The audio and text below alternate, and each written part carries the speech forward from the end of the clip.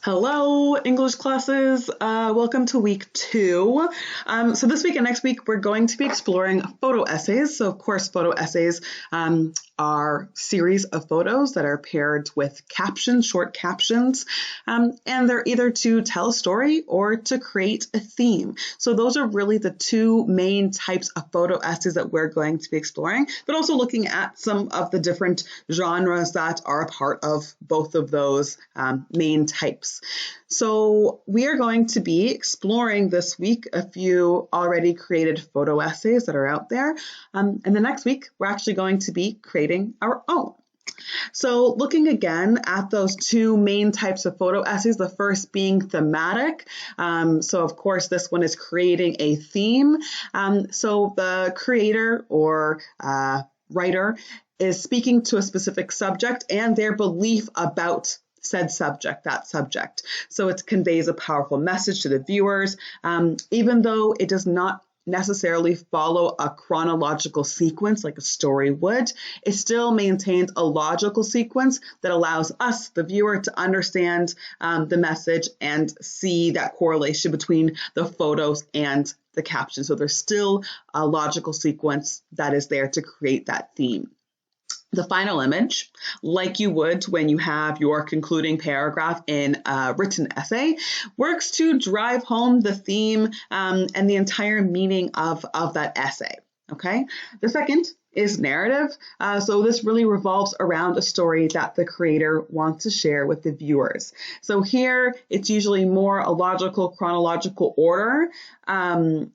And the photos and captions carefully represent that story. But of course, because it's a photo essay, the main subject matter is going to be shown in those photos rather than a written story. So those captions are really there just to create a little bit more context for the viewer, but it's not relied upon for the entire meaning. So I mentioned quickly before that even though, yes, we have these two main types of photo essays, there are still a lot of other categories or genres that are still used. So here are a few really, really popular ones. So day in the life. So letting us, the viewer, see how someone else lives, seeing someone else's perspective, really building that empathy. Behind the scenes. So behind the scenes creation of a project or process. So you can think of some photo essays that maybe are behind the scenes of different fashion shoots or behind the scenes of a project actually being created. Historical or abandoned sites. Photo essays, these are also incredibly popular, featuring some different locations that are all maybe historical or all abandoned and in similar states. And so one that's actually kind of combines both that historical and abandoned sites categories is one that features abandoned Olympic stadiums. So there's a series, there's probably maybe 15 photos of different abandoned Olympic stadiums. That's really, really interesting. So go check that one out. And then we have one that is transformation or time lapse. I'm sure you've seen those videos and one person there, they have a photo of themselves every single day for an entire year, and that you can consider to be a photo essay, really looking at those changes that go on, those transformations. So this can be, again, someone actually growing, or it can be even a construction site, or that's so something being built or something that's even being demolished and how that changes day by day. So the main exploration that we are going to be doing, that you are going to be doing, is looking at this one photo essay. It's called The Great Empty. And it's from the New York Times, and it was created by Michael Kamelman, but he did not take all of these photos, so he collected these photos from other photographers and then created this more thematic photo essay. And this happened really recently, so March 23rd. So because this happened really recently, I'm sure that you can probably consider or think about some of the themes, some of the topics that might play a role in this photo essay called The Great Empty. So when you are exploring this photo essay, I really want you to consider, of course, that theme. We know it's a thematic essay, the tone, the mood, the atmosphere, and the concept when you are looking at this photo essay. So some more terms that I really want you to focus on when you are doing this exploration and when you are answering the questions that I will show you in a few minutes. I really want you to consider, again, tone. So this should all be relatively review, but tone, so the writer's or the creator's feelings towards their subject, the mood and atmosphere, so the emotional quality from these pieces of works that are created through description, so those captions, color, images, setting, even how the image is actually shot or angled, and the aura or aesthetic of the work.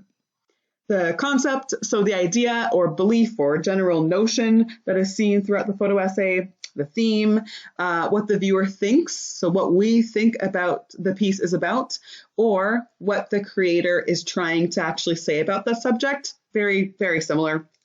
The captions, so of course those brief explanations that are found underneath each photograph to give the viewer some context and create that through line. You are going to see that in this photo essay, there is more of an article right off the top that kind of explains what this photo essay is going to be about. And then underneath each essay, there's a little bit of description about what's happening in that photo. And it really does work to create mood and atmosphere. Perspective, so who do we think is taking the photograph and why? And maybe experiences or the outlook of the subject or the photographer. Most of these don't have a person, but it's more focused on landscape. But we can even consider those few people that are in the photos, what are maybe their own perspective or experiences about where they are right now. And then finally, the subject. So the main topic, so people, things, locations in this case, that are featured in the photograph or series of photographs. So the subjects themselves and how they feel or how they're framed influence both the tone and the mood and of course the atmosphere as well. So your task this week, thinking about those terms that we just went over, those concepts that we just went over, your task is to explore that photo essay, so The Great Empty from the New York Times. I put the link here. It's also going to be on our Google Classroom. And you are going to be answering 6 questions to actually analyze this work. So you'll be really looking at the photo essay itself, as well as finding your own interesting photo essay, and then brainstorming some concepts for creating your photo essay. So again, we talked a little bit earlier about it, but this week we're really going to be doing that analysis work. And next week we're going to actually be creating our own photo essay. So the last two questions, are actually asking you to start that brainstorming process for creating your own photo essays. So I'm going to show you really quickly because I do want you to do these explorations. So the first 2 photo essays, not to confuse you. So the first 2 that I mentioned, so one is with an example of a narrative photo essay, is this one here. It's called One Big Happy Family. The links are in the PowerPoint there for you. So again, we have a larger written piece at the beginning. I'm not expecting you to do this when you are creating your own next week. But here it does feature one family that's living in the GTA, and it is a day in the life essay, and it is looking at what this very large family does every single day and what their life looks like. So here you can actually see the little captions for what they're doing and also timestamps and locations, the backyard in this case. And then one that is an example that I mentioned and linked in the video or in the PowerPoint is called Hungry Planet, What the World Eats. This is from 2016, and this actually features many different families around the world, and you can guess the subject is not only the family, but also the food that they all consume in a week. So as you go through, you're going to see different examples of families around the world and the different types of food that they are actually consuming. So again, really gives us some different perspective, is able to create some empathy and also creates that, global community that we're always searching for, especially, right now. So, and then this is the photo essay that you are actually going to be exploring more heavily and answering those questions for. So I'm not going to give you a full look, but here's a little preview about of this photo essay. So again, there's like an article, a written piece below, and then the photo essay actually starts. So I've linked this in our Google Classroom, but this is the assignment for this week. So again, you're just going to be answering these 6 questions. It's out of 20. I've put, what each question is going to be worth. So you are going to be taking a look at that photo essay and communicating some of these questions. So the first question, how does using the format of a photo essay create meaning or story for the viewer? Why do you think they chose a photo essay rather than just an essay or a series of photos? What do you think is a specific message the author creator is trying to convey in this photo essay? So looking again, we're always focused on the great empty when we're looking at these questions. Choose one photo from the New York Times photo essay, The Great Empty, and describe the photo, and then write a personal response to the photo. So why you choose it, immediate reactions that you actually had. And then number 4, research other photo essays that you can find online. There are so many, a lot of really great ones from Time Magazine, some really great ones on the New Yorker as well, and a lot that are local. So if you can find some from Toronto, like from Toronto Life, there are a lot on there as well. That'd be fantastic. So attach the link to that photo essay. What is interesting about it? Why did you choose it? Number 5, and this is when we are doing that brainstorming work for creating our own photo essay. So brainstorm a concept or theme for your own in-home photo essay. I really want to emphasize in-home photo essay. You are not wandering around, taking photos, despite how interesting that might be. I really want you to be taking photos inside because, again, your safety is the most important. So if that means even taking photos from inside, but outside, if you want to look at something that is changing, if that is leaves, if that is, you're by a construction site, beautiful, do that.